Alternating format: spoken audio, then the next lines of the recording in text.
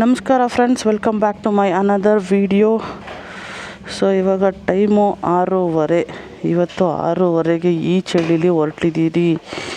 ಎಲ್ಲಿಗೆ ಅಂದರೆ ನನ್ನ ತಮ್ಮನ್ನು ಕರ್ಕೊಂಡೋಗಿ ರೈಲ್ವೆ ಸ್ಟೇಷನ್ನಿಗೆ ಬಿಡೋಕ್ಕೆ. ಸೊ ಅಲ್ಲಿದ್ದಾನೆ ನೋಡ್ರಿ, ಅವನೇ ನನ್ನ ತಮ್ಮ. ಆಯ್ ಮಾಡೋ.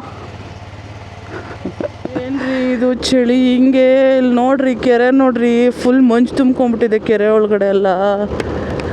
ಯಪ್ಪ, 14 ಡಿಗ್ರಿ ಇದೆ ಟೆಂಪ್ರೇಚರು, 14 ಡಿಗ್ರಿ. ಅದಕ್ಕೆ ಇಷ್ಟೊಂದು ಮಂಜು ತುಂಬ್ಕೊಂಡಿರೋದು ನೋಡಿ. ರೋಡಲ್ಲೆಲ್ಲ ಹೆಂಗೆ ಮಂಜು ತುಂಬ್ಕೊಂಡಿದೆ. ಯಾವುದೋ ಊಟಿಲೋ ಚಿಕ್ಕಮಂಗ್ಳೂರಲ್ಲೋ ಹೋದಂಗಿದೆ ಈ ಬೆಂಗಳೂರು. ಸ್ನೋ ಬಿದ್ರೂ ಆಶ್ಚರ್ಯ ಇಲ್ಲ ಬಿಡ್ರಿ ಈ ಬೆಂಗಳೂರಲ್ಲಿ. ಅಷ್ಟರ ಮಟ್ಟಿಗೆ ಟೆಂಪ್ರೇಚರು ಇಳಿದಿದೆ ಬೆಂಗಳೂರಲ್ಲಿ. ಏನಕ್ಕೆ ಬೆಂಗಳೂರು ಇಷ್ಟು ಕೋಲ್ಡ್ ಆಗಿದೆ, ಇಷ್ಟರ ಮಟ್ಟಿಗೆ ಏನಕ್ಕೆ ಚಳಿ ಆಗಿದೆ ಅಂತ ಗೊತ್ತಾ?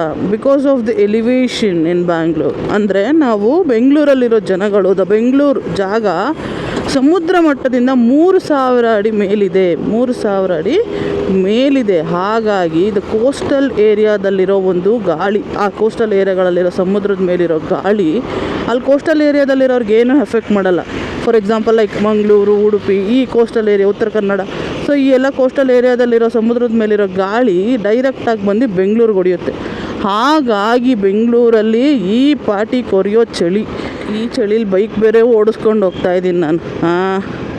ಮೆಚ್ಚಬೇಕಾದ್ದೆ ನನ್ನ ಧೈರ್ಯನ ಬಿಡ್ರಿ.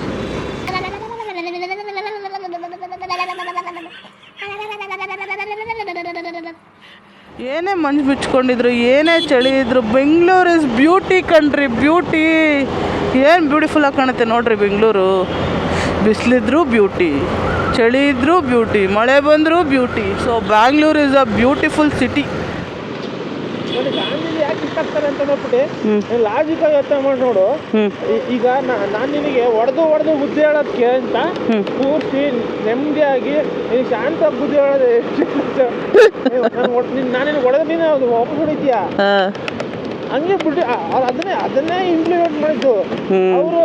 ಈಗ ಭಗತ್ ಸಿಂಗ್ ಅವರೆಲ್ಲ ಹೋರಾಡಿದ್ರೆ ಇಲ್ಲ ಅಂತ ಹೇಳಲ್ಲ, ಆದ್ರೆ ಅದು ರ್ಯಾಡಿಕಲ್ಲು. ಅದು ಎಷ್ಟು ಚಂದ ಬರುತ್ತೆ. ನೀನು ರ್ಯಾಡಿಕಲ್ಲಿಂದ, ನೀವು ವೈಲೆನ್ಸಿಂದ ಫ್ರೀಡಮ್ ತಂದ್ರೆ ಹಿಸ್ಟ್ರಿನೇ ಇಲ್ಲ. ಅದಕ್ಕೆ ಮತ್ತೆ ಮಂದಗಾಮಿ ಉಗ್ರಗಾಮಿ ಅಂತ ಹೇಳಿರೋದು.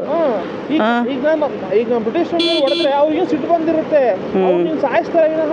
ಅದು ಅವ್ರು ಇರಿಟೇಟ್ ಮಾಡಿದ್ರೆ ಅದು ಹೆಂಗೋ, ನಾನು ಇಲ್ಲೇ ಕೂತ್ಕೊಂತೀನಿ, ಏನು ಮಾಡ್ತೀಯಾ? ಆಟ ಮಂಡ ಬಿದ್ದಿರೋರ್ ಥರ. ಅಷ್ಟು ಕರೇಜಿಯಸ್ ಮ್ಯಾನ್ ಈಸ್ ಗಾಂಧೀಜಿ.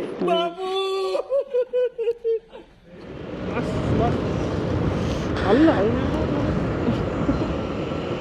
ದರ್ಶನ ಕಣೋ, ಬಾಲಯ್ಯ ಎಂದದು ಹೇಳ ಕರೆಕ್ಟಾಗಿ ಯಾರದು? ನನಗೇನ ಪ್ರಕಾಶ್ ರೈ ಥರ ಕಾಣ್ತಾನೆ.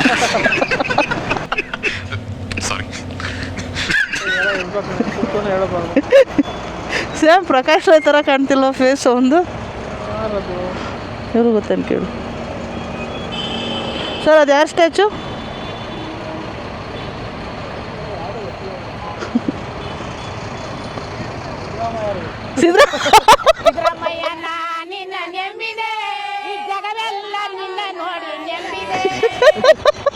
ಅದೊಂದು ಭಾಗ್ಯ ಐತಲ್ವ ಸಿದ್ದರಾಮಯ್ಯನ ಸ್ಟ್ಯಾಚು ಇಡ್ಸೋದು.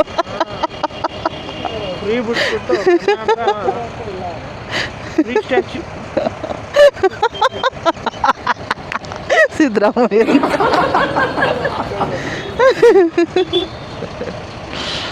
ಗುಂಡೂರಾವ್ದು ಕಣೋ, ಗುಂಡೂರಾವ್ ಅವ್ರದ್ದು. ಏನು ಒಂದು ಹೇಳೋಕ್ಕೂ ಒಂದು ಬಾಯಿದೆ ಅಂತ ಏನು ಬೇಕಾದ ಏನು ಬೇಡದ? ಸತ್ಯ ಹೇಳ್ರಿ, ಜನಗಳಿಗೆ ಗೊತ್ತಾಗ್ಲಿ. ಸತ್ಯನ ಹೇಳಿ, ಕಲೀಲಿ ಸತ್ಯ ಹೇಳಕ್ಕೆ. ಪ್ರಕಾಶ್ ರೈ ನಾನೇ ಪರವಾಗಿಲ್ಲ, ಅಣ್ಣ ಸಿದ್ದರಾಮಯ್ಯ ಅವ್ನು ಯಾಕೆ ಹಾಕಿದ್ರೆ ಗೊತ್ತಾ? ಅಲ್ಲಿ ಅವರೇ ಮೆಜೆಸ್ಟಿಕ್ ಕಟ್ಟಿದ್ದು ಗುಂಡೂರಾವ್ ಅವರ. ಯಾರು ಗುಂಡೂರಾವ್ ಅವರು? ಪುಣ್ಯಾತ್ಮ ನೀನಯ್ಯ. ನೋಡು, ಮೆಜೆಸ್ಟಿಕ್ ಕಟ್ಟಿರೋದು ಅವರು. ನಮಗೆ ಗೊತ್ತೇ ಇಲ್ಲ ಅದು. ಗೊತ್ತಿಲ್ಲದಲ್ಲೇ ಯಾರ್ಯಾರೋ ಹೇಳ್ತೀವಿ. ಎಷ್ಟೋ ಇಂಜಿನಿಯರಿಂಗ್ ಕಾಲೇಜುಗಳು ಮಾಡಿದ್ದವ್ರೆ, ಎಷ್ಟೋ ಇಂಜಿನಿಯರಿಂಗ್ ಕಾಲೇಜುಗಳು ಎಲ್ಲ ಕರ್ನಾಟಕದಲ್ಲಿ.